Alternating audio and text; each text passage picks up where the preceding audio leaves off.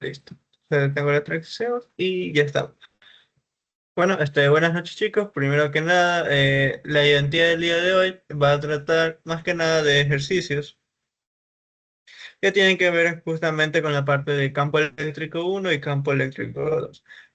Ya en las anteriores dos ayudantías dimos un repaso de ambos capítulos, uno más breve que el otro, pero ahí intentamos repasar ambos. Por lo que la identidad del día de hoy va a ser de ejercicio. ¿Esto con qué objetivo? Pues bueno, la verdad chicos, no sé ustedes cuándo tengan su prueba de salida, posiblemente, no sé, sea mañana, sea el martes o el miércoles. Y si ustedes observan el horario, o ya observaron el horario de que pueden encontrarlo en la descripción, se darán cuenta que la ayudantía próxima, al menos de conmigo, va a ser el jueves, virtual, ¿no? Y hasta esperarnos el jueves, yo creo que ya más de uno hizo su prueba de salida. Igual tienen a los otros ayudantes, así que también intenten conectarse o asistir a las ayudantías con ellos, que si no me equivoco, la más próxima es el día martes, si no me equivoco. Sí, es en el día martes. Entonces, pila chicos, ahí intenten asistir a la ayudantía, y igual el martes voy a dar una hora de consulta y ahí ustedes podrán acercarse para practicar alguno que otro ejercicio, si es que aún lo necesitan, claro. Ok, entonces vamos a comenzar de una vez. Eh, ya, ahí comienzo. Entonces vamos a estar practicando con una serie de ejercicios. ¿Ok? Entonces ahí tenemos el siguiente ejercicio que me imagino ya lo pueden visualizar. Nos mencionan que tenemos dos pequeñas esferas, cada una tiene una masa de 5 gramos y que tienen una carga Q, ¿no? Estas se suspenden de un puente con hilos que tiene una longitud de 0,3 metros. Y el literal A nos pregunta cuánto debe valer la carga para que, de cada esfera para que los hilos formen un ángulo de 30 grados. Con respecto a lo que es la vertical, ¿no? Ok, este tipo de ejercicios puede que se encuentren, pueden que no, pues, depende mucho, la verdad, del profesor. No sé si ahorita ya se toma una prueba de salida distinta por cada paralelo, porque al menos en mi semestre sí era así, sí seguía siendo así. Ok, en cualquier caso, puede que encuentren uno que otro de estos tipos de ejercicios que mezclen parte o sea, los capítulos de FEN con alguno que otro concepto de física mecánica. Por lo cual, este ejercicio siempre lo pongo porque es ese recuerdo de que aún se pueden mezclar cosas, ¿no? Con otras materias. ¿Ok? Entonces, ¿cómo comenzamos con este ejercicio? La verdad es relativamente sencilla si es que recuerdan al menos la parte de dinámica. Y es que técnicamente mi análisis puedo designarlo a una sola esfera, ¿no? Entonces, si yo analizo una sola esfera, voy a tener que aquí está la cuerda, aquí está la esfera. Voy a dibujar la otra igual, porque más adelante también la necesitamos. Pero por el momento mi análisis va a ser con la esfera de aquí. Y entonces voy a analizar todas las fuerzas que estén actuando en mi esfera. Básicamente un diagrama de cuerpo libre. ¿Ok? Entonces, primero que nada, la esfera tiene masa. Entonces, si la esfera tiene masa, tiene peso. Segundo, si estamos hablando de que está sujetada por una cuerda, estaríamos hablando de una fuerza que en este caso sería una tensión.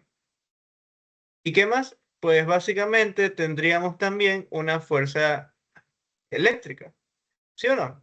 ¿Esto por qué? Porque ambas tienen la misma carga. Ojo, aquí nunca me dijo magnitud, dijo literalmente, ahí está escrito, tienen una carga Q. O sea, son la misma carga. No importa si la carga es positiva o es negativa, tienen la misma carga. Eso quiere decir que si, por ejemplo, la de acá es positiva, la de acá también es positiva. Si acá es negativa, acá es negativa. Y ustedes ya saben que cargas del mismo signo se repelan, ¿no? Entonces, vamos a tener aquí una fuerza eléctrica. ¿Producida por qué? Por estar en la proximidad con la esfera de acá. Ya no se la dibujo más.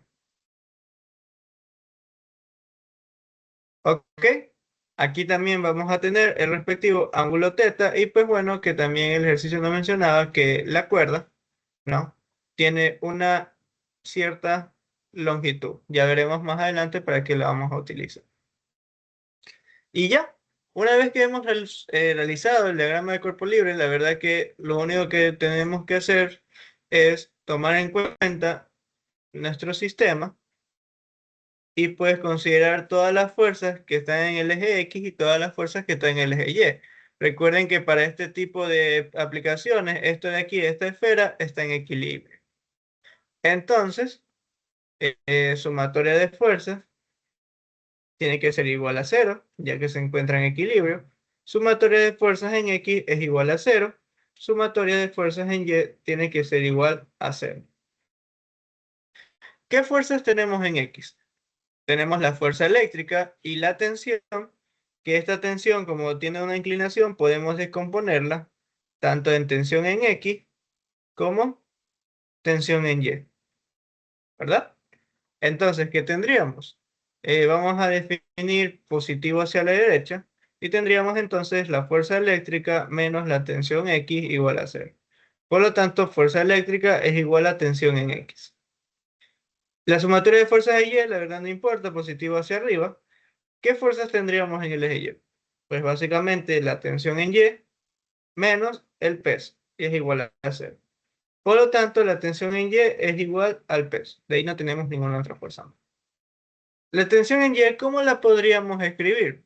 Si ustedes observan, este ángulo teta está tomado con respecto a la vertical. ¿Y dónde más se vuelve a ver reflejado? Si yo tomo de nuevo la coordenada en Y, me doy cuenta que justamente con respecto a Y, la tensión T tiene el mismo ángulo T. Se refleja.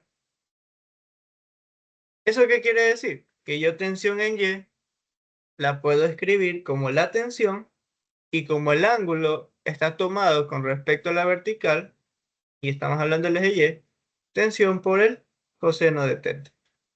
Y el peso, bueno, eso ustedes ya lo saben, masa por gravedad. Por lo tanto, tensión es igual a masa por gravedad sobre coseno de θ. Y ya por ahí hemos encontrado lo que es la magnitud de la tensión. Ahora nos vamos a las fuerzas en X. Fuerza eléctrica, en este caso ya sabemos que la dirección es hacia la derecha. La magnitud ya la conocemos. ¿Por qué? Por la ley de Coulomb. Fuerza eléctrica en magnitud, ¿a qué era igual? Constante de Coulomb, carga 1 por carga 2 sobre R al cuadrado. Y esto en valor absoluto. Y la tensión en X, bueno, la tensión en X yo la puedo escribir como la tensión por el seno de θ. Ahora, ¿qué podemos observar aquí? Primero, que ambas tienen la misma carga. Entonces, constante de Coulomb, aquí me quedaría la carga Q al cuadrado sobre R al cuadrado. Y aquí tensión yo la puedo reemplazar por masa por gravedad sobre coseno de θ y por el seno de θ, ¿verdad? Pues, básicamente lo que teníamos aquí.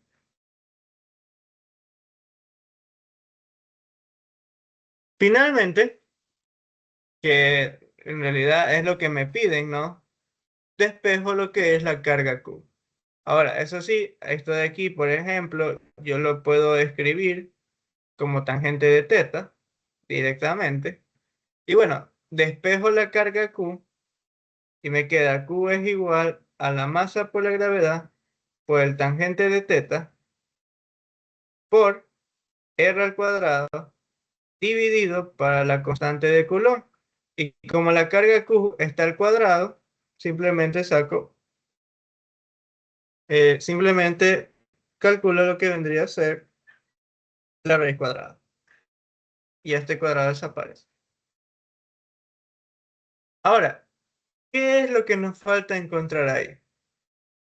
Ya tenemos masa, gravedad, tenemos el ángulo teta, 20 grados, tenemos K, es la constante de Coulomb, ya la conocemos. ¿Qué nos falta? Nos falta el valor de R, la distancia entre ambas cargas. ¿Y cómo entonces encontramos eso?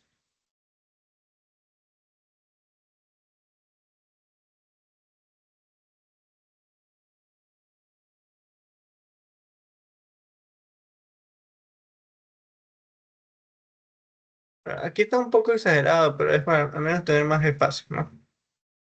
Ahora, lo que a nosotros nos interesa básicamente es la distancia entre estas dos esferas, que la estamos trabajando como cargas puntuales. Y ustedes ya saben por qué podemos hacer eso, por ley de Gauss. Igual ahorita es lo menos importante.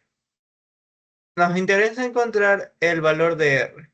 ¿Cómo la encontramos? Fácil, ¿no? Yo ya sé que aquí hay un ángulo teta, que también va a haber acá, que es de 20 grados. Y yo ya sé que esto de aquí, ¿cuánto mide? Mide L, ¿verdad? Entonces, si yo me doy cuenta, estaría teniendo un triángulo rectángulo aquí, ¿no? Y si yo quiero encontrar el valor de acá, o sea, quiero encontrar X, ¿cuánto sería X? Sería L por el seno de teta, porque es el ángulo opuesto. Perdón, el cateto opuesto. Pero esto de aquí solo vale X. Y a mí me interesa hasta por acá. Pero yo me doy cuenta que acá también tengo L. Y también tengo el ángulo teta. Por lo tanto, R vale directamente 2 veces X. Por lo tanto, R ¿cuánto es? 2 veces L por el seno de teta. Y eso voy a venir y lo voy a reemplazar acá.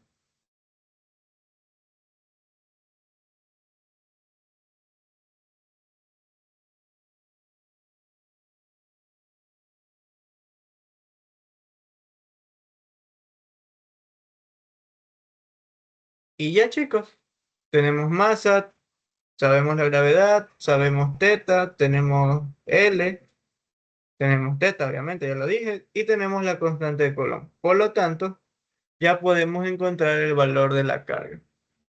Entonces, hasta aquí, chicos, ¿tienen alguna pregunta, alguna duda?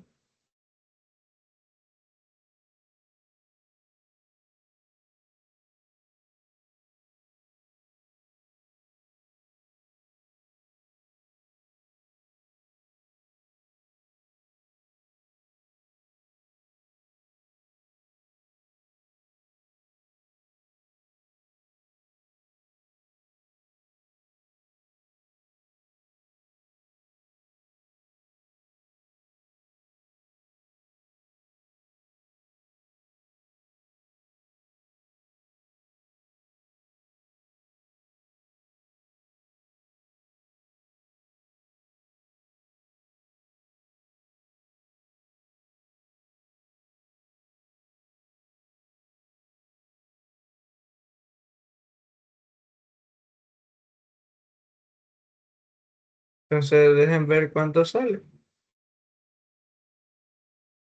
2 por 0,3.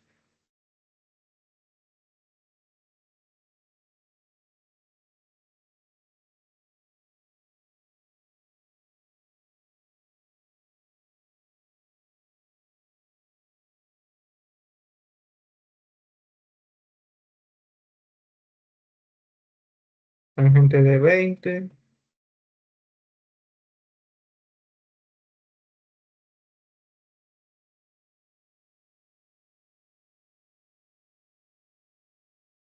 Ok, entonces nos termina dando un valor de carga de 0,29 por 10 a la menos 6 Coulomb.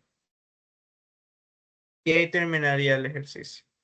Hasta aquí, chicos, estaría todo bien. Una recomendación, y más que nada lo digo para que sus profesores no le bajen puntos, porque sí, hay algunos profesores que no les gusta, es que ustedes escriban el resultado de esta manera. Es, creo yo que, bueno, tal vez no, pero sí sería bueno que comiencen a aprendérselo todos los prefijos de acuerdo a la notación científica, ¿no? Entonces, por ejemplo, si aquí tenemos por 10 a la menos 6, el prefijo a utilizar sería micro. Por lo tanto, sería 0,29 microcoulombios. ¿Ok? Entonces, una observación ahí. Sí. Y ya, ese sería el valor de la carga de cada esfera. La verdad, la parte del signo es irrelevante porque técnicamente son iguales. Entonces, ¿hasta alguna pregunta hasta aquí, chicos?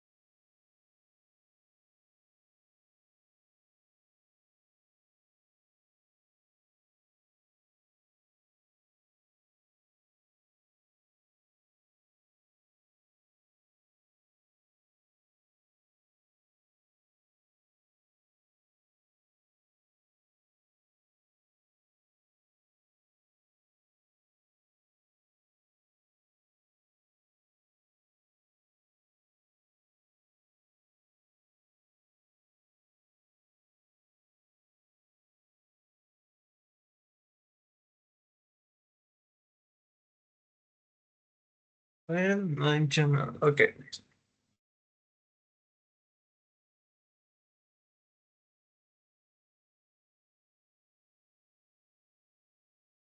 Entonces, tenemos el siguiente ejercicio, chicos. Nos dicen que en el centro y en dos de las vértices de un cuadrado de 2 metros hay dos cargas, positivas y una negativa. Como muestra la figura tal que la carga es igual a 10 microcoulombios. Literal A nos dice que hagamos un análisis gráfico para determinar la dirección aproximada del campo eléctrico en el punto P. Y el literal B, calcular el vector de intensidad del campo eléctrico en el punto P. O sea, básicamente calcularlo. Entonces, nosotros tendríamos lo siguiente. Tendríamos un cuadrado, donde aquí tendríamos la carga menos Q. Por aquí tendríamos la carga más Q. Y en el centro tendríamos otra carga más Q. Y a nosotros nos piden calcular el campo eléctrico en este punto P. Entonces, ¿cómo comenzamos? Primero que nada, chicos, cuando vamos a calcular campo eléctrico en un determinado punto, hacemos como si ahí hubiera una carga, que es una carga de prueba, que básicamente su valor es insignificante, casi cero, y es positiva. Entonces, con respecto a menos Q, de hecho voy a enumerarlos para no perdernos, tenemos carga 1, carga 2 y carga 3. Con respecto a menos Q, que es la carga 1, ¿hacia dónde va a ir el campo eléctrico? Si esta partícula es como si fuera positiva, sería en dirección de acá, de atracción. Para la carga 2 sería de repulsión. Y para la carga 3, pues se podría decir que también en la misma dirección. Entonces, ¿qué tenemos que hacer ahora? Calcular esos campos eléctricos. Más o menos, ¿por dónde estaría la dirección del campo eléctrico? Podríamos decir, o sea, esto ya suponiendo, ¿no? Que por aquí podría encontrarse la dirección del campo eléctrico. Podría. Obviamente tendríamos que hacer los cálculos, los números, para poder encontrarlo. ¿Qué más? La carga, cada carga vale 10 microcoulombios. Y los lados, porque esto es un cuadrado, aquí vamos a tener 2 metros y acá también vamos a tener 2 metros. ¿Ya? Para no perdernos ahí. Y ahora, aquí vamos a resolver este ejercicio por medio del método del análisis gráfico. ¿Qué es esto? Básicamente, yo analizo la gráfica, veo como el resultado de los campos eléctricos y a partir de eso yo me guío y los calculo, ¿no? Por ejemplo, aquí encontré que el campo eléctrico 1 va en dirección hacia abajo. El campo eléctrico 2 va como que inclinado entre la izquierda y arriba y el campo eléctrico 3 también, ¿no? ¿Con qué finalidad se hace esto, chicos? Y por eso es que este método no es tan complicado en cálculo, pero sí en la parte de análisis. Si ustedes este análisis de aquí no lo realizan correctamente, todo se les cae abajo. Todos los cálculos que ustedes hagan a partir de este análisis se cae para abajo. Entonces, por eso es muy importante que esto de aquí esté bien hecho. Y este es el análisis que normalmente vamos a trabajar con la parte de trigonometría, ¿no? Igual buscaría un ejercicio que sí tengo, uno parecido a este, en el que hacemos el otro método, que es el puro cálculo y casi nada de análisis, y ustedes obviamente de acuerdo a eso decidirán cuál les conviene más. Entonces, ¿qué hacemos primero? Fácil, algo muy sencillo. Calculamos la magnitud de cada campo eléctrico. Estos son los tres pasos que vamos a seguir más o menos, o al menos los que yo he seguido y a mí me han funcionado. Primero, calculamos la magnitud del campo eléctrico de cada uno, del campo eléctrico 1, campo eléctrico 2 y campo eléctrico 3. Segundo, calculamos las direcciones. Y tercero, sumamos todo de manera vectorial y encontramos el campo eléctrico resultante. Entonces, vamos con la magnitud del campo eléctrico 1. ¿Cuánto sería? Constante de Coulomb, valor absoluto. En este caso es con respecto a la carga 1, sería menos Q1. Y esto dividido para R al cuadrado. La constante de Coulomb ya la conocemos. Como esto está en valor absoluto, nos queda carga 1, que como todas tienen la misma carga, es Q. Y R al cuadrado, que en este caso la distancia entre el punto P y la carga Q, ¿cuánto es? ¿Mm? Digamos que es 2 metros. Vamos a poner, sí, vamos a reemplazarlo de una vez. Nos queda aquí 2 metros al cuadrado, por lo tanto, KQ sobre 4. Y ya tenemos ahí la primera magnitud de campo eléctrico. Para el campo eléctrico 2, ¿cuánto sería? Con respecto a la carga 2, K más Q2 sobre R al cuadrado. ¿Y aquí qué nos queda? La constante de Coulomb, la carga 2 también tiene carga Q, y R, ¿cuánto vale aquí?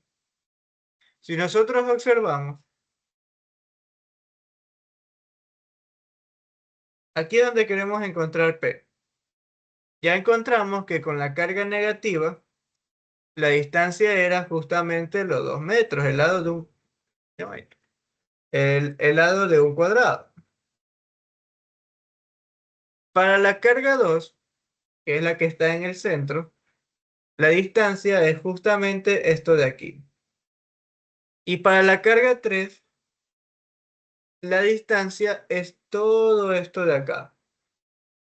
Entonces, si ustedes se dan cuenta, la distancia de la carga 3 no es otra cosa que la diagonal del cuadrado. ¿Y la diagonal del cuadrado cuánto es? Raíz de 2, ¿verdad? ¿Por cuánto? Por uno de los lados, ¿no? Si no lo ven de esa manera, igual pueden hacerlo de la otra. Técnicamente ahí se forma un triángulo rectángulo, entonces aquí les quedaría raíz de 2 al cuadrado más 2 al cuadrado, ¿verdad? Y bueno, R3 aquí nos quedaría raíz de 2 veces 2 al cuadrado. Esta raíz la puedo separar y aquí me quedaría raíz de 2 y esta raíz con este cuadrado se elimina y me queda por 2. Por eso es que siempre es el lado de un cuadrado por raíz de 2. Y ya tendríamos que R3 es igual a 2 veces raíz de 2. ¿Y R2 cuánto vale? R2 es la mitad. Entonces sería la mitad de esto, raíz de 2. Y ya encontramos la distancia tanto para la carga 2 como para la carga 3. Entonces, ¿aquí qué nos quedaría? KQ. Y como es la distancia 2, nos quedaría raíz de 2 al cuadrado. Por lo tanto, KQ sobre 2. Y para el campo eléctrico 3, nos quedaría K, valor absoluto, más Q3, R al cuadrado. Y aquí nos quedaría K, la carga Q. Y R al cuadrado, esto sería 4 veces por 2,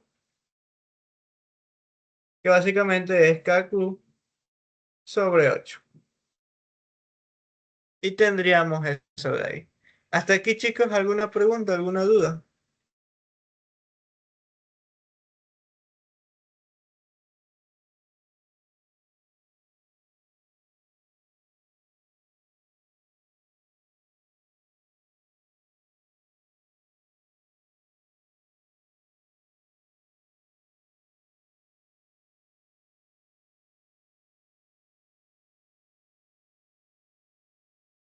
Supongo que no.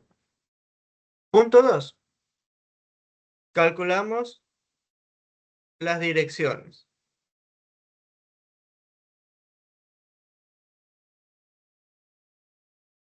¿Ok? Entonces,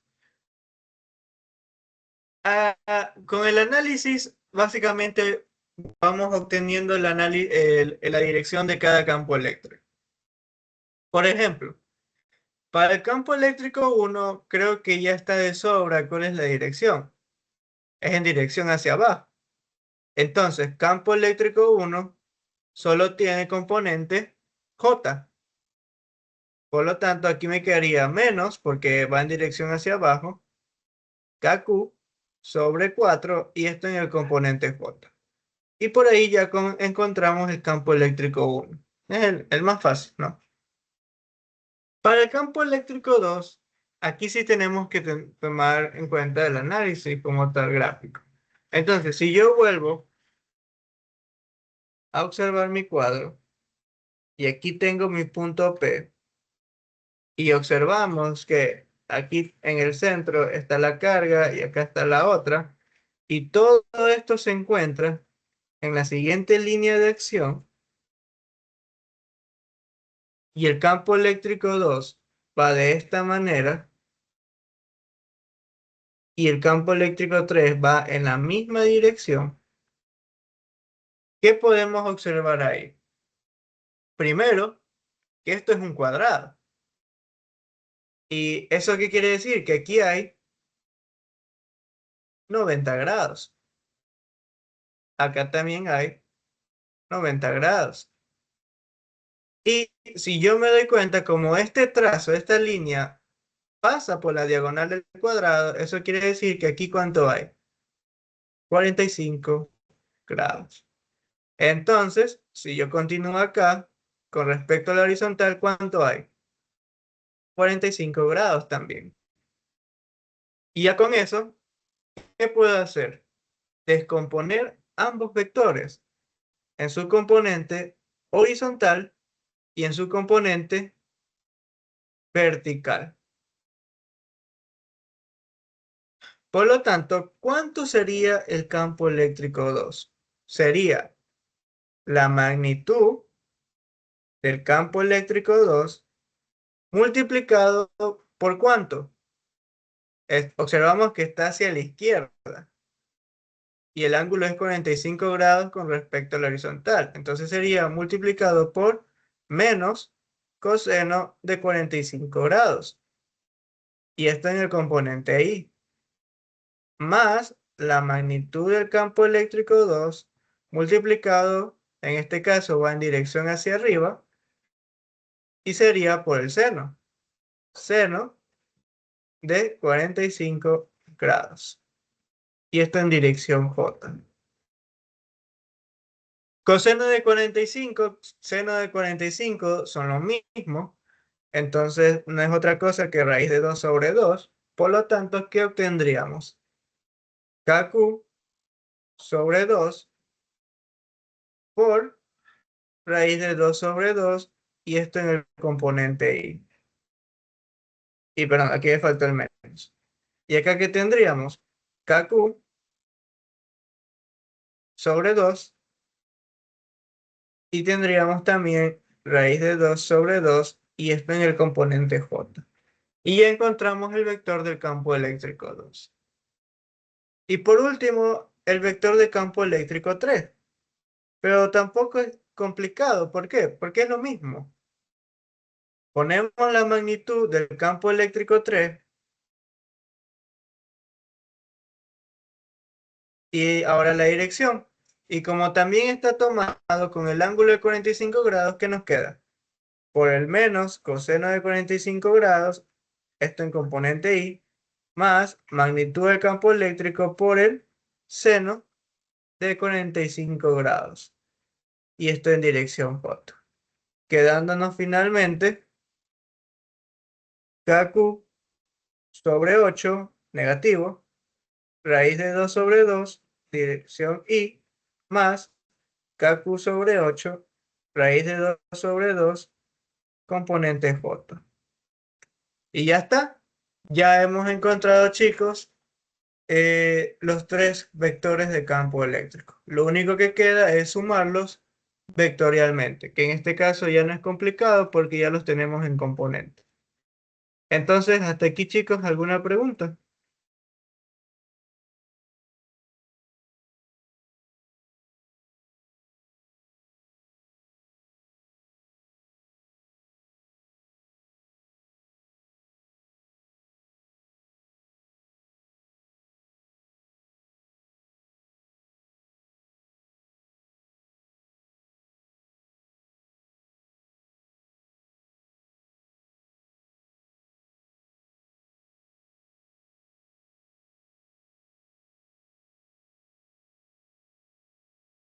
De aquí, como tenemos que encontrar el campo eléctrico resultante, simplemente sumatoria, ¿no?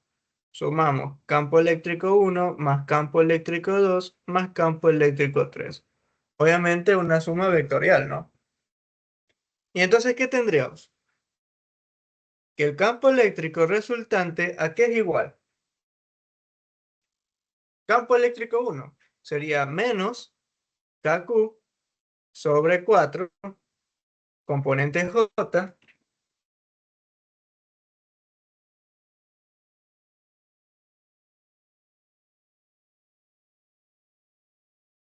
campo eléctrico 2, ¿qué tendríamos? Más, voy a poner entre paréntesis, menos KQ sobre 2 por raíz de 2 sobre... De hecho, aquí ya lo puedo simplificar un poco más. Menos KQ sobre 4 por raíz de 2, componente I, más KQ sobre 4 por raíz de 2, componente J. Y finalmente campo eléctrico 3 que sería menos KQ sobre 16 por raíz de 2 componente I, más KQ sobre 16 por raíz de 2 componente J. Eh, agrupamos componentes con componentes.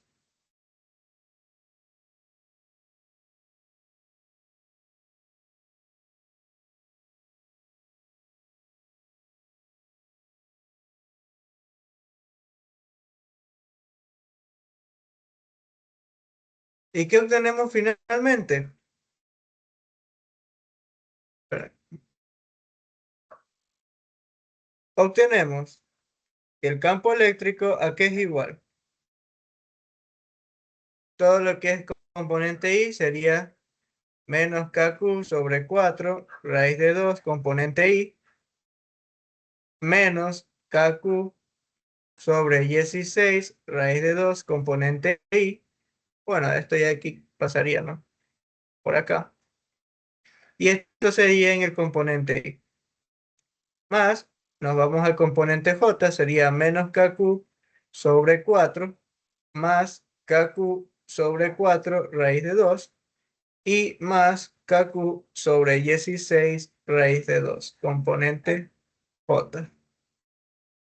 Y ahí tenemos el campo eléctrico, chicos. De ahí el resto simplemente es evaluar y reemplazar. Otra cosa que aquí podemos darnos cuenta es que en todos los términos lo que se repite es la constante de Coulomb y el valor de la carga. Entonces yo puedo poner esto de la siguiente manera. Y aquí me quedaría.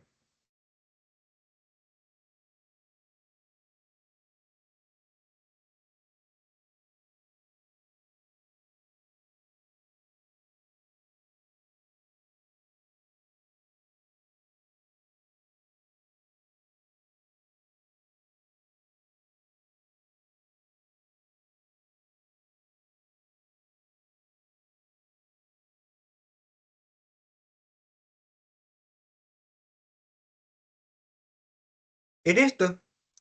Lo único que queda es evaluar, reemplazar y pues básicamente meterlo en la calculadora. Entonces, hasta aquí chicos, ¿alguna pregunta?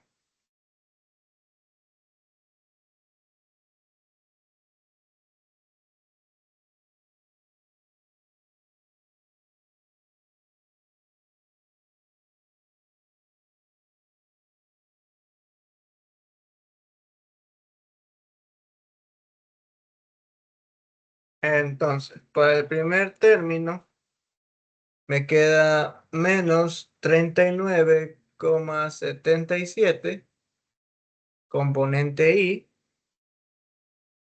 y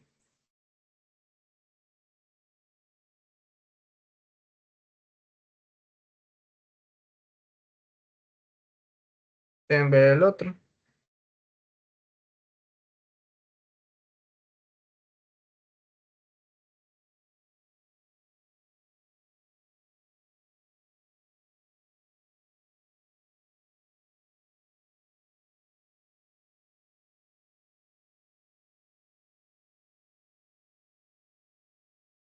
Y acá nos queda más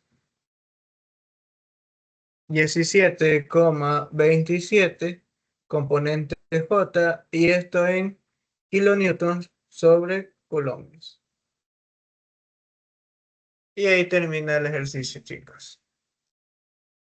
¿Alguna pregunta? ¿Alguna duda?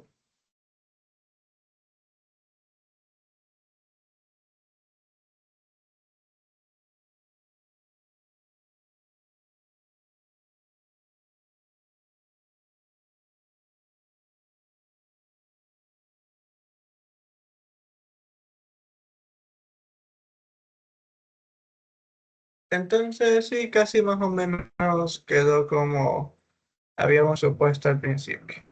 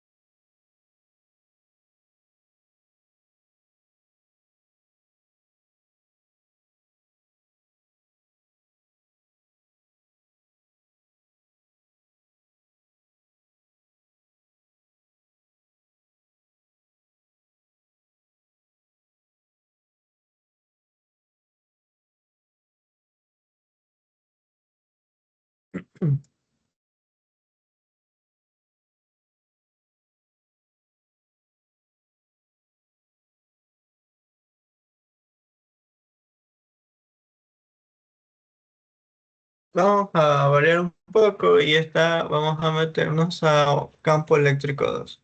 Ya regresamos con el 1.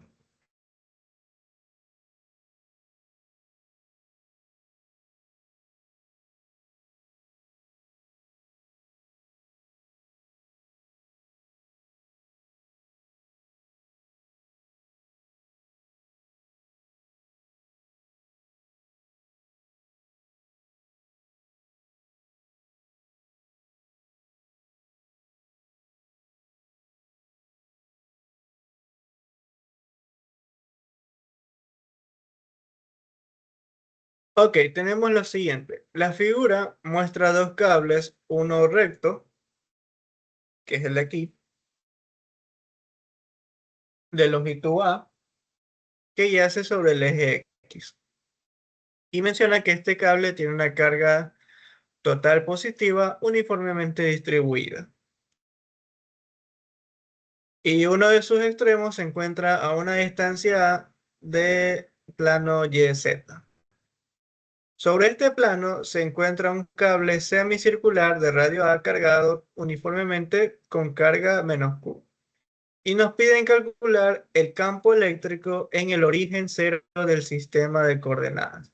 Entonces, para esto, ¿cómo vamos a resolver el ejercicio? Sencillo. Primero, calculamos el campo eléctrico producido por el cable.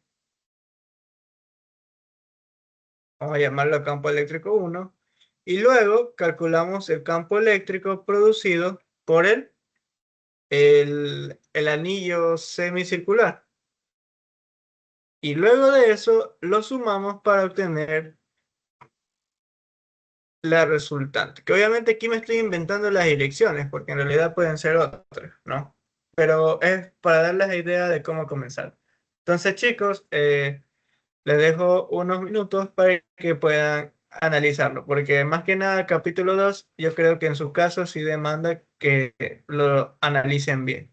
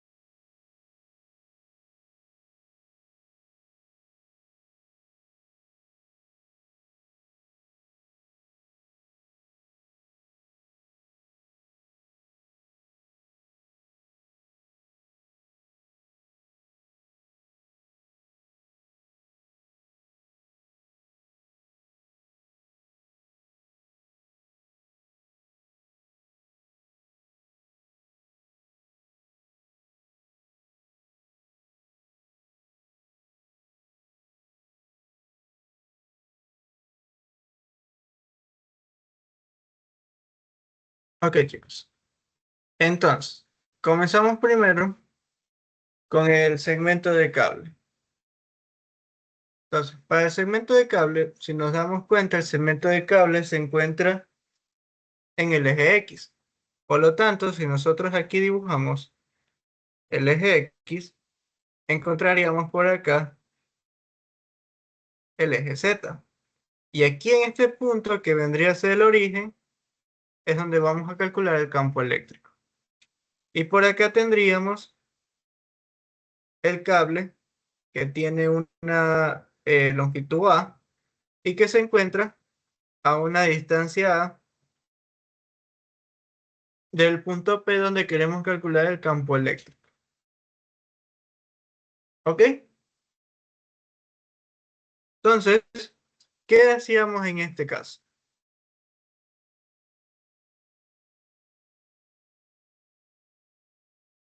Tomábamos primero un pequeño pedazo del cable, ¿no? Que iba a representar una pequeña diferencial. En este caso trabajamos en eje X, diferencial de X.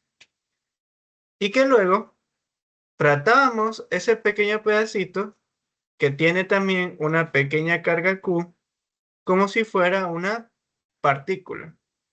Aplicábamos ley de Coulomb y por lo tanto esta partícula que se encuentra a una distancia r del punto P, ¿qué iba a producir? Recordemos que esto está cargado positivamente. Entonces iba a producir un pequeño campo eléctrico. Y de hecho, si somos observadores, nos podemos dar cuenta que el campo eléctrico que produce, que aparte que obviamente es pequeño porque trabajamos con una pequeña carga, es que va en dirección hacia la izquierda. Y eso parece no cambiar en todo el trayecto del cable. ¿Ok? Entonces, aplicamos ley de Coulomb. Constante de Coulomb de Q R al cuadrado, vector unitario R. En este caso, como ya nos dimos cuenta, el campo eléctrico va en dirección siempre hacia la izquierda, sea que lo analicemos en este pedacito o en este pedacito de acá. Entonces, R unitario directamente es menos I, porque va en dirección hacia la izquierda, ¿no? Negativo. Por lo tanto, diferencial de campo eléctrico es igual a menos constante de Coulomb, diferencial de carga, sobre R al cuadrado componente I. Y esto básicamente tendríamos que integrarlo. Ahora, la constante de Coulomb puede salir de la integral. Sin embargo, aquí nos damos cuenta que la variable, que en este caso nosotros tratamos como R, es de acuerdo a la distancia con respecto al punto P. Entonces, si yo me pregunto, o ustedes les pregunto, chicos, ¿cuánto vale R aquí? Y primero nos damos cuenta que R vale tanto A como también vale la parte de lo que estamos variando, ¿no? Que sería X. Entonces, R no es otra cosa que A más X. Segundo, el ejercicio nos menciona que está distribuida la carga uniformemente. Aquí ya estamos hablando de densidades de carga. Por lo tanto, la densidad de carga es diferencial de Q con respecto a X, porque en este caso trabajamos con el eje X. Entonces, diferencial de Q es la densidad de carga por diferencial de X. Reemplazando todo esto, tendríamos lambda de X, y acá tendríamos X más A al cuadrado componente Y. Y esto lo tenemos que integrar. ¿Cuáles son los límites de integración? Si nos damos cuenta, X de dónde a dónde va a variar.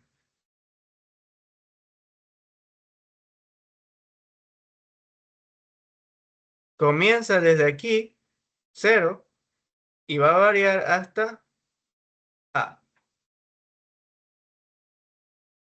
¿Tiene sentido? Sí, porque por ejemplo, este primer cachito, ¿a qué distancia se encuentra con respecto al punto? Se encuentra a una distancia A.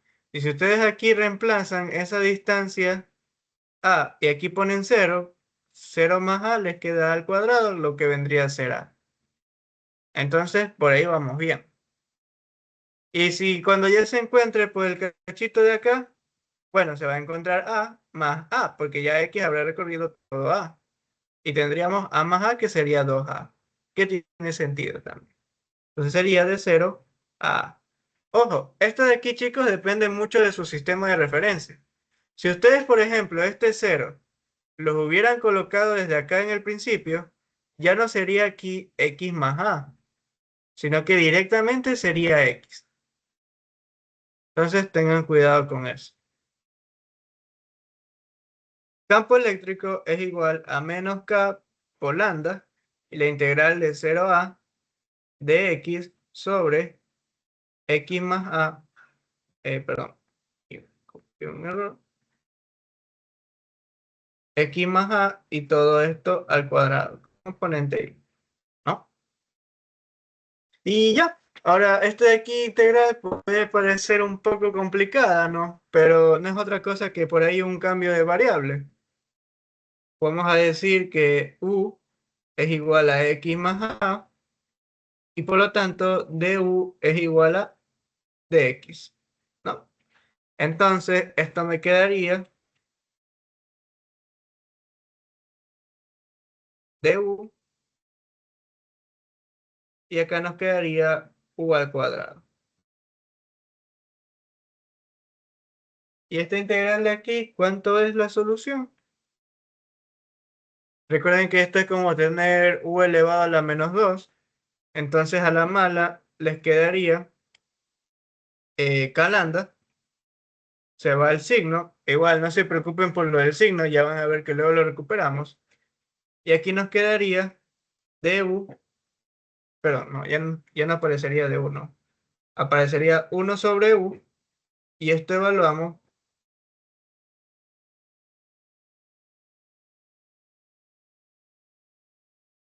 Y esto es lo que tendríamos que evaluar. Ojo, aquí tendríamos que regresar a la variable x para poder utilizar los mismos límites de integración. Entonces nos quedaría k lambda y aquí nos quedaría como u vale x más a, 1 sobre x más a y esto evaluado de a hacia 0. Por lo tanto, x lambda y aquí ¿qué nos quedaría? 1 sobre 2a menos 1 sobre a. ¿Y quién es mayor? ¿1 sobre 2a o 1 sobre a? 1 sobre a, ¿verdad? Entonces, esto de aquí podemos verlo de la siguiente manera. Menos k lambda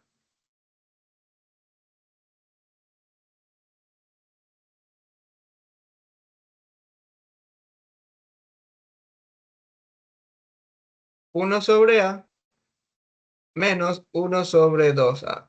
Y este resultado a la final nos va a dar un valor positivo, se mantiene el negativo y se mantiene la dirección izquierda como tal.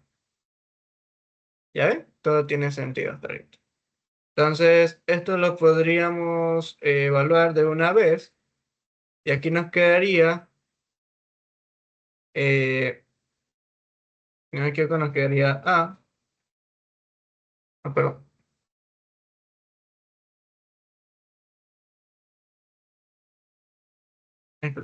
Perfecto, se voy a, ahí.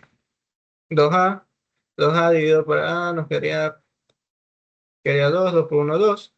Y acá 2A nos quedaría 2 menos 1. Y por lo tanto, el resultado es menos K lambda sobre 2A componente I. Y hemos encontrado el campo eléctrico, chicos. Eso no es todo. Aún podemos simplificarlo aún más. ¿Por qué? Porque ¿qué nos dice el ejercicio? Que la carga se distribuye de manera uniforme. Entonces también podemos escribirlo como la carga total del cable dividido para su longitud. ¿Y cuánto es la longitud del cable? A. Entonces, venimos acá y lo reemplazamos. Nos quedaría menos K, y aquí nos quedaría Q sobre A sobre 2A y el componente I. Por lo tanto, se nos simplifican las A y nos queda menos K por Q sobre 2. Y hemos encontrado el campo eléctrico con respecto a ese segmento recto de cable. ¿Alguna pregunta hasta aquí, chicos?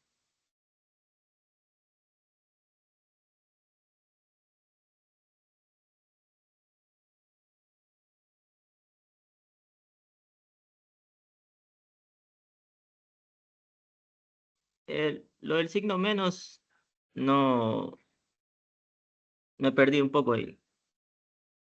Ah, ya, porque ten en cuenta que 1/2A es menor que 1/A. Entonces, este resultado de aquí a la final iba a quedar negativo. Aquí lo único que hice fue cambiar el orden de la resta y sacar de una vez el signo negativo, nada más. Porque también se puede ver así como que se invierte el orden de integración, ¿no? Sí, también podría, es lo mismo, es lo mismo. Haz en cuenta que la integral tiene esa propiedad de linealidad. Entonces, sí, básicamente es lo mismo. A la final obtendría lo mismo.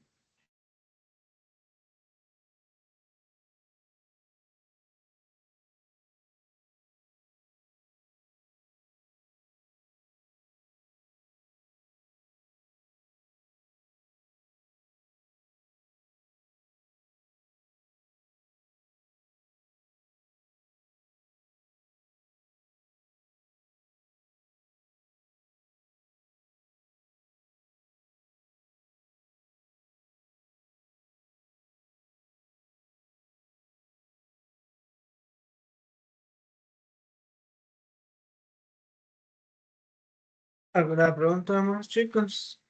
Ok. Entonces vamos con la otra parte. Y es con el anillo. El anillo semicircular. Para visualizar el anillo, nos vamos ahora al plano ZY. Y tenemos entonces que el anillo se encuentra aquí. Nos mencionan también que el anillo es de un radio A y que está cargado, en este caso, negativamente. Tiene una carga menos Q, que se distribuye uniformemente, ¿no? Y asimismo nos piden calcular el campo eléctrico, en este caso del anillo, en el origen también. ¿Ok? Entonces para esto tomamos una pequeña DL del anillo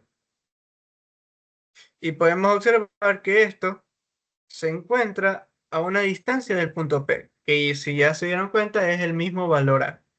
Y si yo tomo por acá otro extremo del anillo, también se encuentra a una distancia, ¿verdad?, del valor A. ¿Qué más? Que por el producto, porque tomo este pequeño pedacito, voy a tomar una pequeña carga. Y esa pequeña carga me va a producir un campo eléctrico. Pero ahora, observando, ¿qué nos damos cuenta? Que como la carga es negativa, el campo eléctrico va en esta dirección.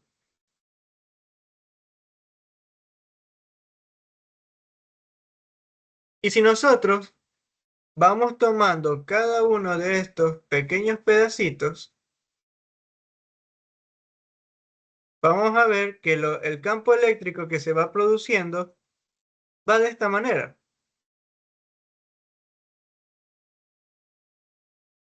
¿Y todos esos pedacitos se encuentran a una misma distancia A. Esa es una.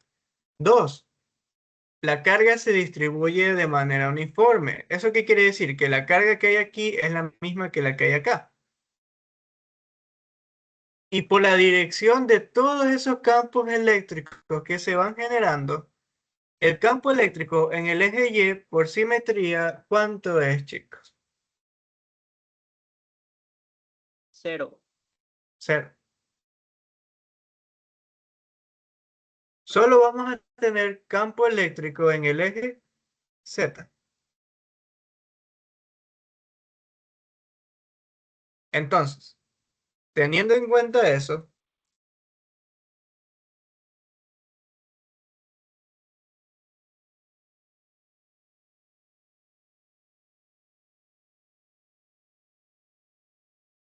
aquí tenemos nuestro anillo y solo nos vamos a interesar en el componente Z del campo eléctrico. Entonces, aquí tenemos el campo eléctrico que se produce. ¿Y qué me estoy dando cuenta de aquí?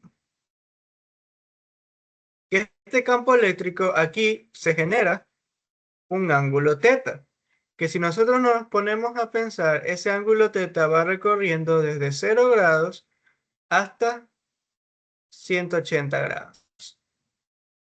Y segundo, como a mí solo me interesa el componente Z, que vendría a ser este de aquí, EZ, o al menos diferencial de EZ, ¿cuánto sería?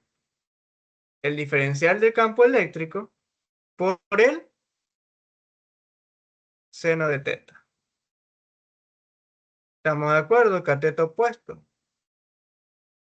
Y el diferencial del campo eléctrico, ¿a qué era igual? La constante de Coulomb por un diferencial de carga y sobre R al cuadrado, que justamente el diferencial de carga es el que tenemos aquí.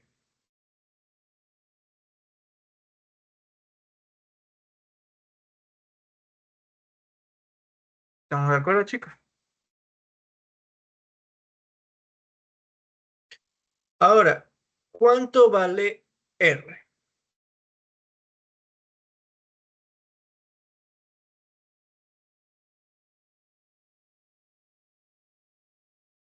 Si nosotros nos damos cuenta, aquí podríamos reemplazar de una vez constante de Coulomb de carga R al cuadrado, seno de teta, y esto obviamente tendríamos que integrarlo. La dirección ya la sabemos, de hecho la podemos, no es necesaria porque ya sabemos que es en el eje Z. Y segundo, sabemos que va a ir en dirección hacia arriba. Ahorita como tal, lo que nos estamos preocupando en calcular es la magnitud del campo eléctrico, porque ya la dirección ya la conocemos.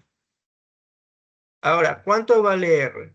Si nosotros observamos en todos los campos eléctricos que analizamos, siempre se encuentra a la misma distancia del anillo. Por lo tanto, yo puedo decir que esa distancia que es A es que básicamente R es igual a A. Entonces, campo en el eje Z es igual integral constante de Coulomb de Q sobre A al cuadrado y seno de teta. Ahora, yo les pregunto a ustedes, chicos, en todo esto, ¿cuál es la variable? ¿Qué es lo que está variando?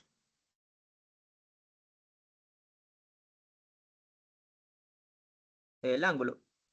Exacto, está variando teta. ¿Y cuál es nuestra diferencial? Nuestra diferencial es de carga.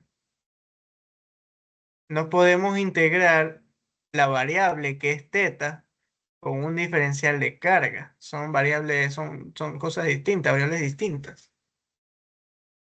Yo sé que mi anillo tiene una densidad de carga lineal. Básicamente, lambda es igual a diferencial de carga con respecto a dl. ¿Esto qué me quedaría? Diferencial de carga es igual a lambda dl. Entonces, en el eje Z es igual a integral constante de Coulomb, lambda dl sobre a al cuadrado seno de teta. Pero seguimos teniendo un problema. Estamos integrando teta, pero el dl no es un ángulo, es una pequeña longitud. Entonces, ¿qué hacemos aquí, chicos? Si nosotros observamos bien, cuando yo tomo un pequeño diferencial de L, si se dan cuenta, este pequeño diferencial de L sigue estando a un radio A. Entonces, yo creo que ustedes sí se acuerdan que, por ejemplo, cuando yo quería calcular la longitud de una curva, ¿cómo se calculaba? Por el radio, por el ángulo. ¿Y qué podemos observar acá? Que para este dl, no sé por qué le puse la flechita, lo pequeño no es el valor A, el radio A, sino y aquí aparece d teta. Entonces, dl no es otra cosa que el radio A por d teta.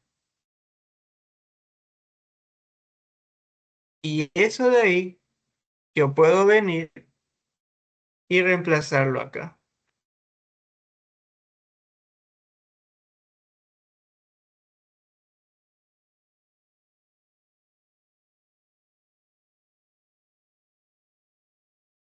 Por lo tanto, una A se me elimina aquí, otra se elimina acá. K lambda sobre A puede pasar como múltiplo de la integral. Y aquí la integral de seno de teta de teta. ¿De qué ángulo a qué ángulo? 0 grados a 180 grados. Por lo tanto, EZ es igual K lambda sobre A.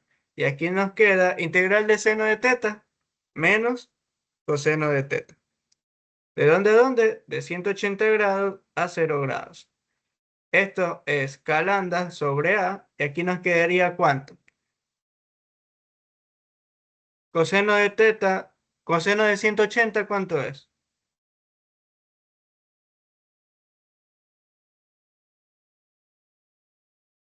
¿Qué pasó, chicos? -1.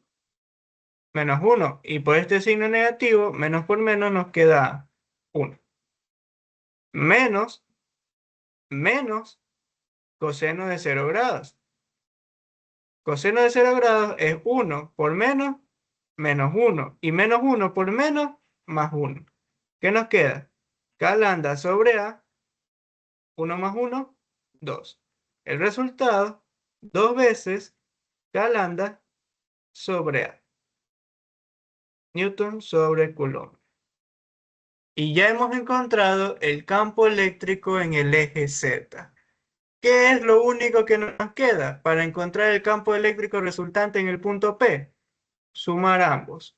Sumar el que obtuvimos del cable y el del anillo. ¿Y el del cable cuánto es? Menos KQ sobre 2 componente I. Ah, y ojo, otra cuestión. Aquí también podemos hacer lo de reemplazar con que la densidad de carga es igual a la carga total sobre toda la longitud. ¿Cuánto es toda la longitud aquí? Como el ángulo es 180, aquí nos quedaría pi, y en este caso el radio que es a. Entonces, si reemplazamos, obtenemos, y aquí lo voy a poner, que el campo eléctrico es igual a 2 veces K por la carga sobre, en este caso pi a pasa a dividir, o sea, se lo voy a poner de una mejor manera. Pi a, y acá nos queda, y esto en componente K, hacia arriba. Por lo tanto, nos queda que el campo eléctrico es igual a 2 veces K, la carga, sobre pi a al cuadrado. Y tenemos eso de ahí.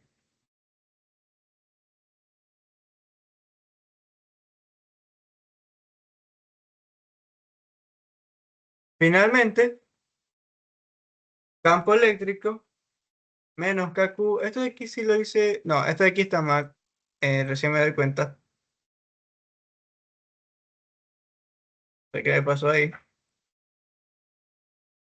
En realidad es menos K carga sobre A dividido para 2A componente I. Y por lo tanto aquí sería menos K la carga sobre 2 al cuadrado. Ahora sí.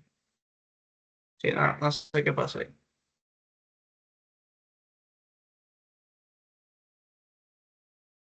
Entonces aquí nos quedaría menos KQ sobre 2 al cuadrado. ¿Y qué más? Ah, ya. Y el campo eléctrico del anillo, que bueno, se los voy a resultar aquí también.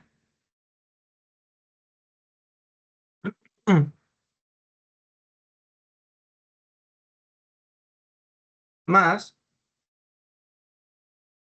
sería 2 veces K por la carga Q sobre pi al cuadrado. Y esto en el componente K. Y listo, chicos, hemos obtenido el campo eléctrico en el punto P, tanto producido por un segmento recto como por el anillo. ¿Alguna pregunta hasta aquí?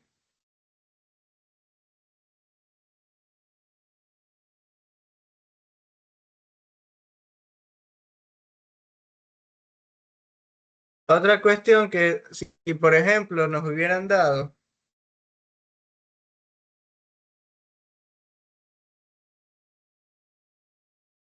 un caso particular donde analizábamos todo el anillo completo y nos pedían calcular el campo eléctrico en el punto P, sea la carga que tenga, ¿no? Sea positiva o negativa.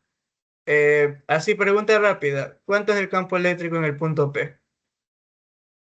Si la carga está distribuida en todo un anillo completo y queremos calcular el campo eléctrico en el centro del anillo. Cero. Cero, ¿verdad? Porque asimismo, si tomáramos cada pedazo del anillo, nos daríamos cuenta de qué cosa, que esto produce campos eléctricos que se van anulando todos entre sí. Solo eso de ahí, chicos.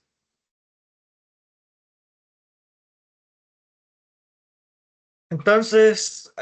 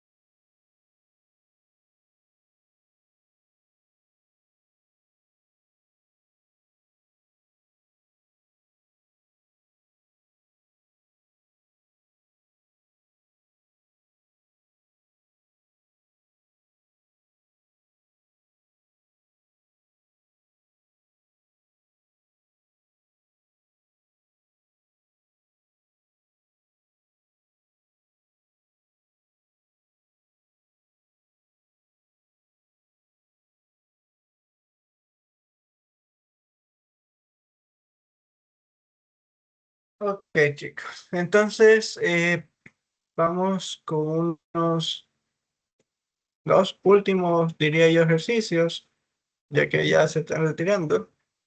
Uno que tenga que ver justamente con la parte de momento del dipolo eléctrico.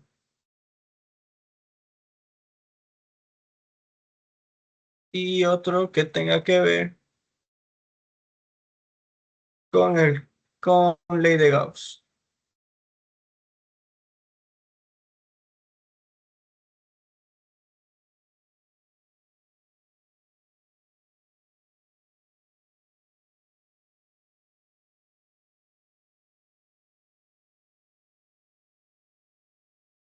Y ahí sí ya terminaría. Entonces, para el siguiente ejercicio tenemos que un dipolo eléctrico se coloca dentro de un campo eléctrico uniforme con una cierta magnitud. La magnitud de este campo eléctrico es de 20 newtons sobre Coulomb. Y la figura muestra la gráfica de la energía potencial en función del ángulo formado por P, el momento dipolo y el campo eléctrico E. Y nos mencionan que US no es otro que 100 por 10 a la menos 28 newton por metro, ¿no? Es la escala que hay aquí. Entonces, nos dice, determine la magnitud de P. Solo queremos la magnitud. Para esto es muy importante tener en claro el concepto teórico, o al menos los conceptos con respecto a un momento dipolar. Recordemos que un dipolo eléctrico no era otra que una especie de enlace entre dos cargas de misma magnitud pero diferentes signos que se encontraban a una distancia d, la cual no era de interés a no ser que ésta sea afectada por un campo eléctrico externo. En el momento que era afectada por un campo eléctrico externo, el dipolo eléctrico lo que iba a tentarse a hacer era alinearse al campo eléctrico externo. ¿Ok? Y entonces, si aquí nos damos cuenta, esto de aquí no nos está mostrando otra cosa más que cómo se alinea el momento dipolo, el dipolo eléctrico a través, mientras va variando el ángulo. ¿Qué ángulo? El ángulo entre el momento dipolar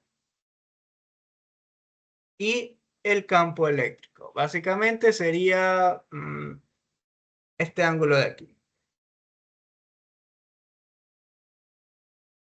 Y si nos damos cuenta, cuando llega a estos valores de aquí, que podríamos verlos como valores máximos, ¿cuánto vale teta?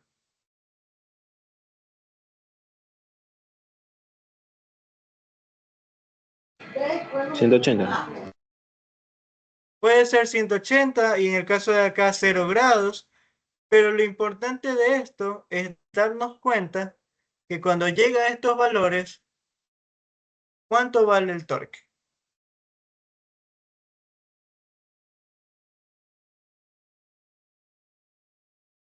Vale 0.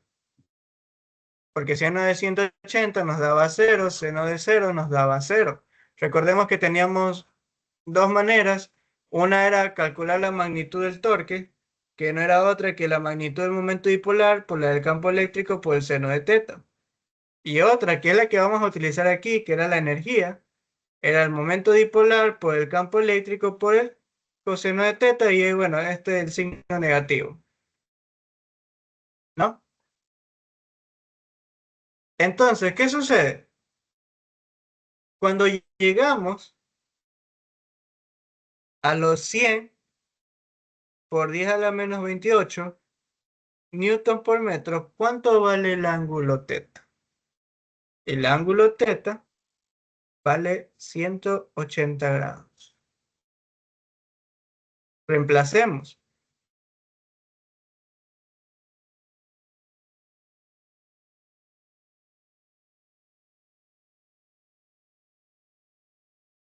Vean que el signo negativo. Entonces, 100 por 10 a la menos 28, coseno de 180 grados no es otra cosa que menos 1. Aquí se nos eliminan los signos y nos queda el momento dipolar por el campo eléctrico. Y aquí ya podemos encontrar el momento dipolar.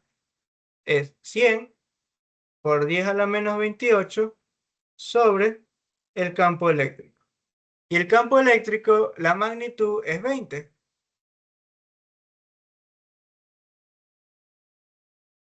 Y ya está. Ya hemos encontrado la magnitud del momento dipolar. No estaba complicado, la verdad. Solo era recordar los conceptos con respecto al dipolo eléctrico. ¿Alguna pregunta hasta aquí, chicos?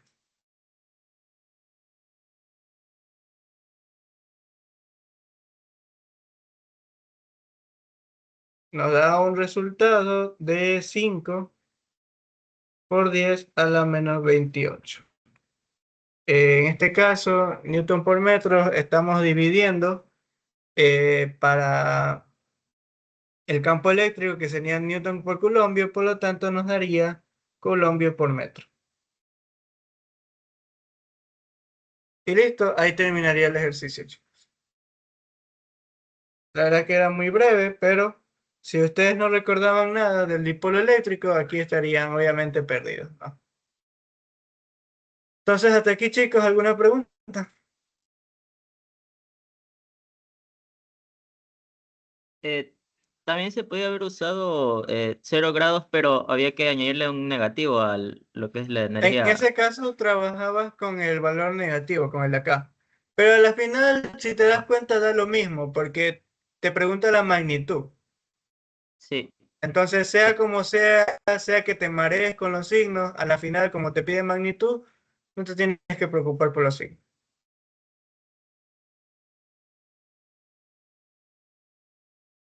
¿Alguna otra pregunta, chicos? Y bueno, ahora sí, vamos con esta. Y bueno, ahí ya terminaríamos con la idéntica. Nos dicen que consideremos un cilindro dieléctrico muy largo, ¿no? Ojo, dieléctrico. Ya sabemos que materiales aislantes, materiales dieléctricos, tienden a distribuirse la carga volumétricamente, mientras que los conductores superficialmente. Consideren un cilindro eléctrico muy largo, digamos de un largo L, y que tiene un radio R cargado, y cuya densidad de carga, ojo, en este ejercicio particular nos están dando la función de la densidad de carga. ¿Eso qué quiere decir? Que el objeto no tiene una carga distribuida uniformemente, sino que es una densidad de carga variable. ¿En función de qué? En función de R, que vendría a ser el radio del cilindro, ¿no? Y densidad sub cero, que esta sí es una constante, y 1 menos R sobre R, que R aquí es el radio del cilindro, R mayúsculo. Todo está en unidades LSI. Literal A, nos piden determinar la carga total del cilindro. ¿Ok? Entonces, primero, la densidad de carga no es otra cosa que volumétrica, y nosotros sabemos que la densidad de carga es igual al diferencial de carga con respecto a un diferencial de volumen. En este caso, chicos, está claro que eh, la carga no se distribuye de manera uniforme, por lo que no podemos hacerlo de carga sobre volumen, ¿no? Entonces, este de aquí yo lo podría de alguna manera despejar y nos queda lo siguiente. Y entonces tendríamos que obviamente integrar. Y nos quedaría que la carga total aquí es igual a la integral de la densidad, que es densidad sub 0, 1 menos R sobre R del cilindro, R mayúscula, y diferencial de volumen. Y aquí nos podríamos dar dolor de cabeza porque no sabemos qué hacemos aquí con el diferencial de volumen. A ver, lo primero que tienen que preguntarse, chicos, es con respecto a qué variable está variando la densidad. Entonces, con respecto a qué variable está variando la densidad de carga. ¿En función de qué variable está? R, ¿no? Sí, está en función de la variable R. Entonces, mi densidad de carga está variando con respecto a R. Para obtener el diferencial de volumen, voy a trabajar entonces con esa variable. Entonces, primero, ¿cuál es el volumen de un cilindro?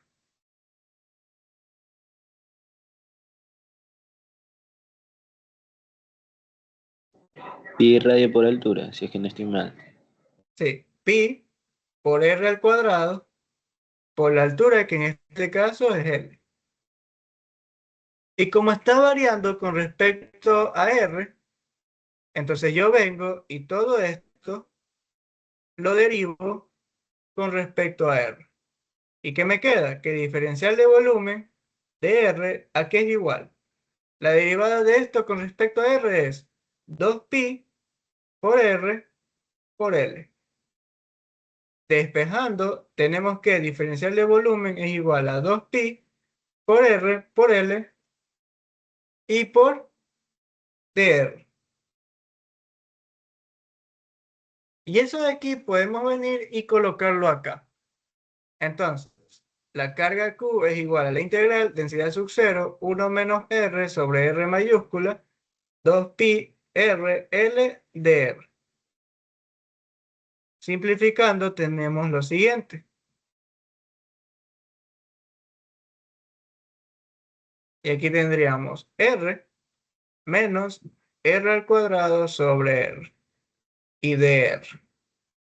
¿De dónde a dónde vamos a integrar?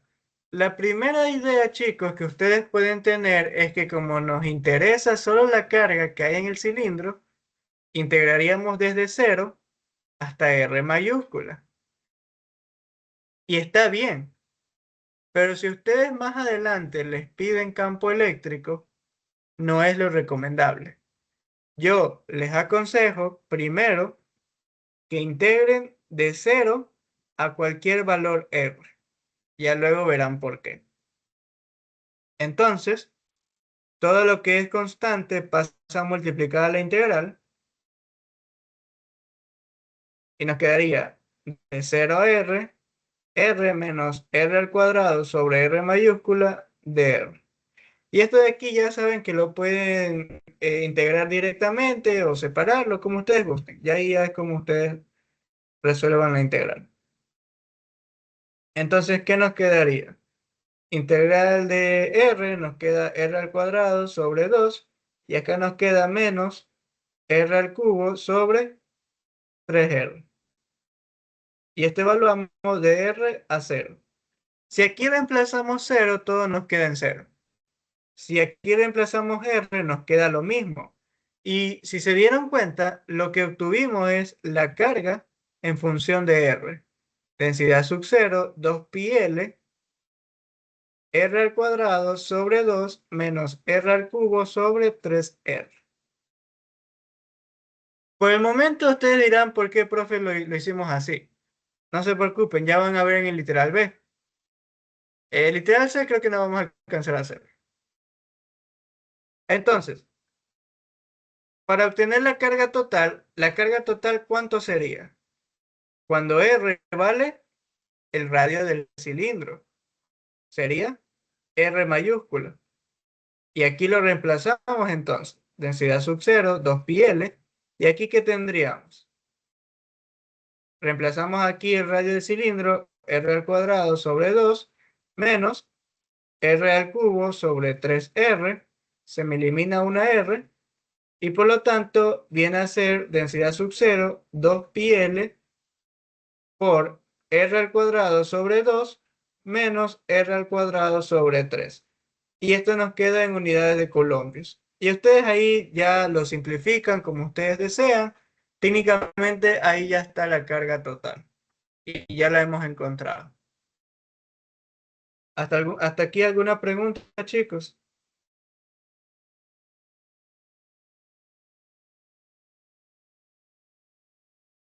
Ya van a ver por qué nosotros quisimos obtener esto de aquí. Vámonos para el literal B. Y el literal B es curioso porque nos dice calculemos el campo eléctrico en todo el espacio. Y entonces, considerando el cilindro, hay, si no me equivoco, digamos que tres, pero en realidad son dos regiones del espacio que nos interesan. Uno es dentro del cilindro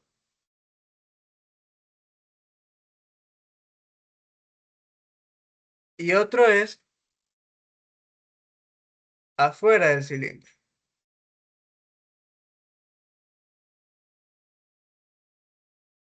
¿Estamos de acuerdo? Porque ya en sí eso sería todo el espacio como tal. Entonces, ¿qué hacemos? En este caso, ¿qué es lo que conviene? Conviene utilizar ley de Gauss. Y vamos a trabajar primero con una superficie gaussiana, ¿verdad? En la parte interna y luego vamos a trabajar con una superficie gaussiana que se encuentra en la parte externa del cilindro. Que ambas, obviamente, pasando por aquí por este eje, van a estar a un radio R y van a tener una longitud L minúscula. ¿Por qué nosotros podemos trabajar con ley de Gauss aquí? Porque primero nos dicen que el cilindro es muy largo. Cuando ya dicen que es muy largo es porque ya podemos trabajar con un caso de simetría. En este caso, ¿cuál es la superficie gaussiana ideal? Un cilindro, es lo mejor, porque estamos trabajando con un cilindro. Y si nos damos cuenta, como el cilindro, su carga se distribuye de manera radial a través del radio, vamos a tener un campo eléctrico, ¿verdad? Que en todos los puntos de la superficie gaussiana es igual. ¿Por qué? Porque nuevamente la carga es la misma a nivel radial. Es decir, a este radio R, la carga es la misma en todos estos puntos. Y por lo tanto el campo eléctrico, su magnitud es la misma. Entonces, ¿qué tenemos aquí? La magnitud del campo eléctrico es uniforme, es constante. Segundo, tenemos un caso de simetría. En este caso, por la superficie gaussiana del cilindro. Y ya podemos utilizar ley de Gauss tranquilamente sin complicaciones. Entonces recordemos, ley de Gauss es lo siguiente. Esto de aquí podemos escribirlo de la siguiente manera.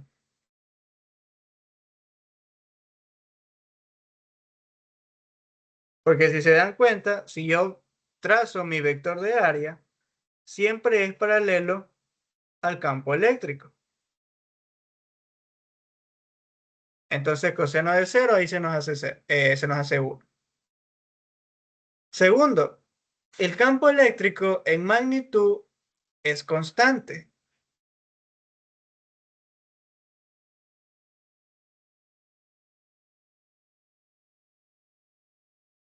Y esta integral de S no es otra cosa que el área superficial de la superficie gaussiana. ¿Y cuál es el área de la superficie gaussiana? ¿Cuál es el área? ¿Cuál es el área de todo, así, del cilindro aquí?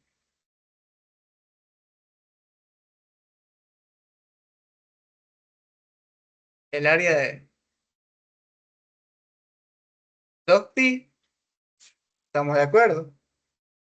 Por el radio R y por la longitud del cilindro, que en este caso es L minúscula, porque recuerden, no mezclen el cilindro, el objeto, con el cilindro de la superficie gaussiana. Son dos cosas distintas. La carga encerrada y epsilon sub 0. Y esto de aquí, chicos, es con lo que vamos a trabajar para calcular el campo eléctrico en todo el espacio.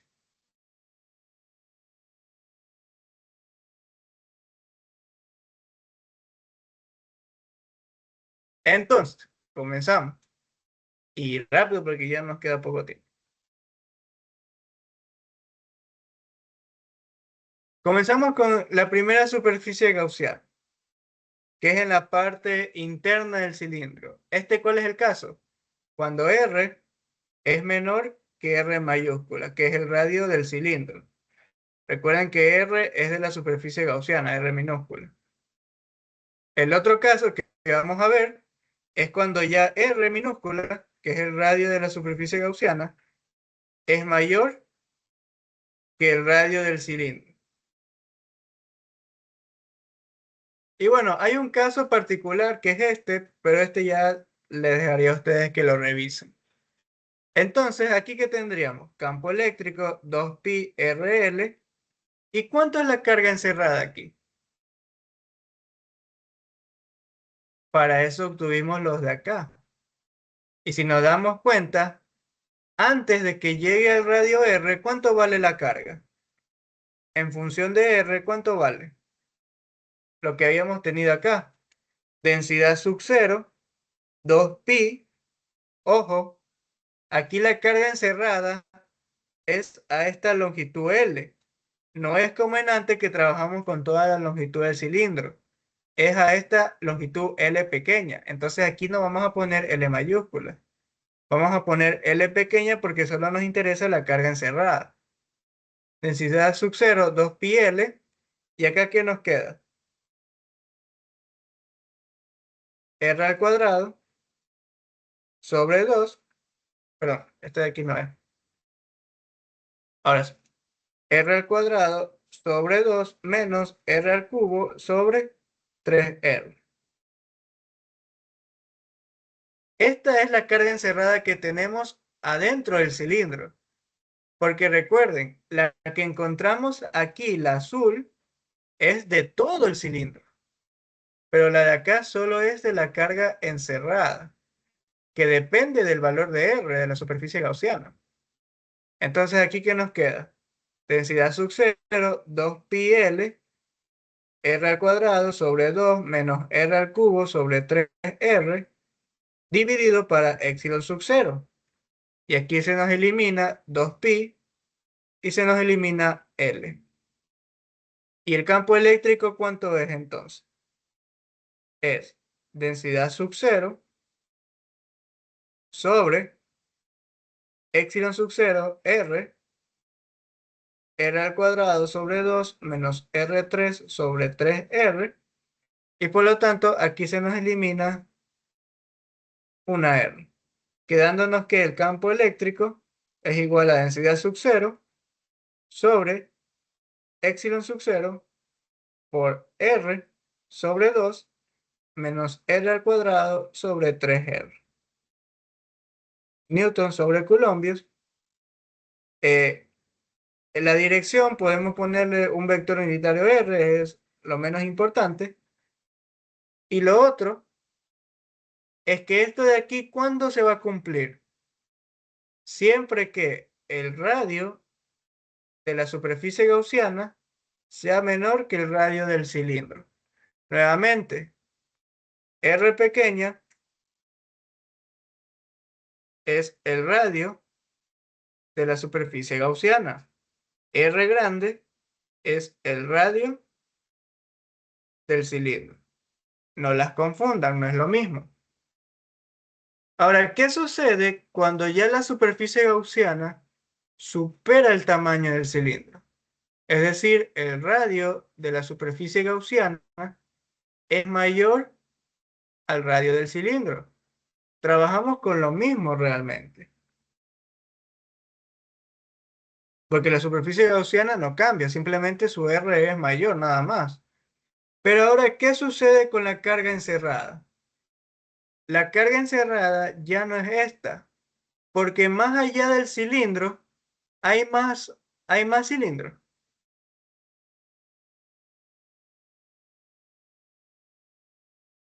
Más allá de R mayúscula, hay más cilindros.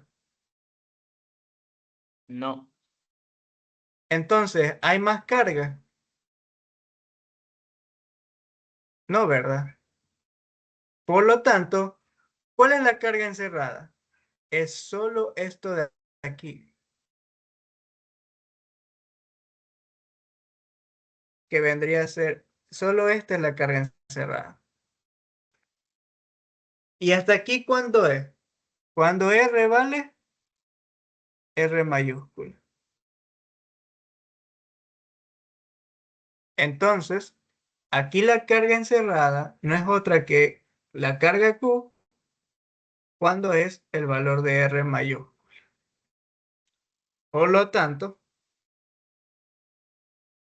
y aquí nos quedaría, cuando vale R mayúscula, simplemente reemplazamos y nos queda densidad sub 0, 2pi por L, R al cuadrado sobre 2, se dan cuenta, R mayúscula menos R al cuadrado sobre 3 y dividido para epsilon sub 0. Y se nos elimina 2pi y se nos elimina L, quedándonos finalmente que el campo eléctrico en magnitud es igual a densidad sub 0 sobre R epsilon sub 0 multiplicado por R al cuadrado sobre 2 menos R al cuadrado sobre 3. Newton sobre Coulombios. Y si ya le queremos agregar dirección, un vector unitario R. Y listo.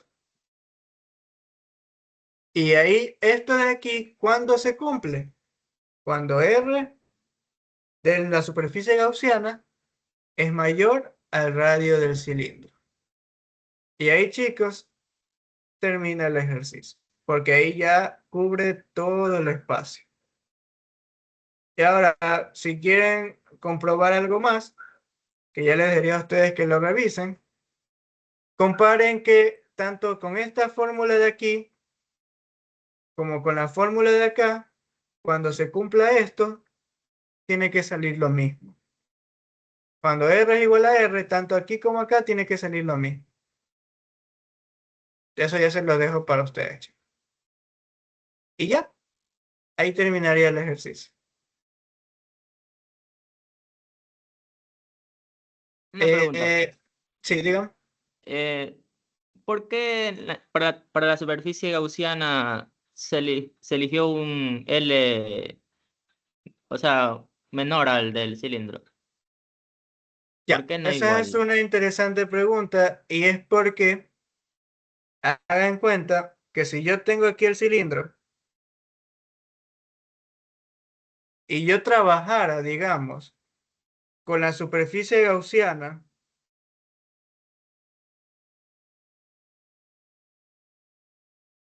que sea de una longitud L, ¿verdad? Aquí el campo eléctrico dejaría de ser uniforme por las tapas del cilindro.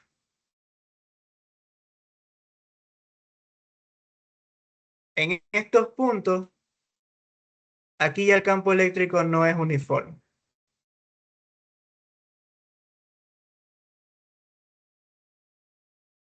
Entonces, por eso es que aprovechando que el cilindro es muy largo, yo puedo hacerlo de simplemente tomar una superficie gaussiana que sea menor a la longitud y de esa manera no considero las tapas del cilindro. Y como no las considero, solo tomo la superficie lateral. En esta parte de acá, el campo eléctrico sí es uniforme en magnitud. Entonces, por eso es que lo tomo a una pequeña longitud L. Que a la final, la verdad, no afecta nada, porque si se dieron cuenta, L siempre termina eliminándose. Y eso es porque el campo eléctrico en esa zona no depende del cilindro, sino más bien del radio de la superficie gaussiana y de cuánta carga encerrada hay, obviamente. No sé si ahí contesté su pregunta. Sí, profe, gracias. Ya. Entonces, ¿alguna otra pregunta, chicos? ¿Cuál serían lo que tendría que hacer para hacer el último literal? ¿Qué se debe tomar en cuenta? Eh, Recuerde que el campo eléctrico aquí en estas dos expresiones le queda en función del radio de la superficie gaussiana. Entonces, como usted le pide en qué distancia del eje del cilindro, básicamente a qué valor R minúscula, el campo eléctrico es el máximo, ¿qué le tocaría hacer? Si usted recuerda de cálculo de una variable, había un método para encontrar los valores máximos y los valores mínimos, ¿verdad? Entonces, ya tiene aquí el campo eléctrico con R. ¿Qué es lo que tendría que hacer? Pues aplicar la derivada, derivar esto con respecto a R, igualar a 0, y de esa manera usted encontraba en qué puntos el campo eléctrico alcanzaría tanto valores máximos como mínimos. Luego tiene dos maneras, ya sea hacer la segunda derivada para ver si representa concavidad hacia arriba o hacia abajo, y así lo determina si es máximo o mínimo, o reemplazar esos valores y ver cuál es el valor mayor. Y ese ya sería el resultado. A ese valor R, el campo eléctrico es el máximo. Es simplemente aplicando lo de cálculo de una variable para encontrar valores máximos y mínimos. No sé si quedó claro. Sí, sí Ya, recuerdo de eso de cálculo no variable. Gracias, sí, profe. entonces eso se dice. Entonces, nada, chicos, hasta ahí sería entonces la identidad de hoy. Y bueno, suerte entonces con sus pruebas de salida en esta semana. Igual traten de asistir a la ayudantía con respecto con los otros ayudantes. Y nada, chicos, hasta ahí por la ayudantía.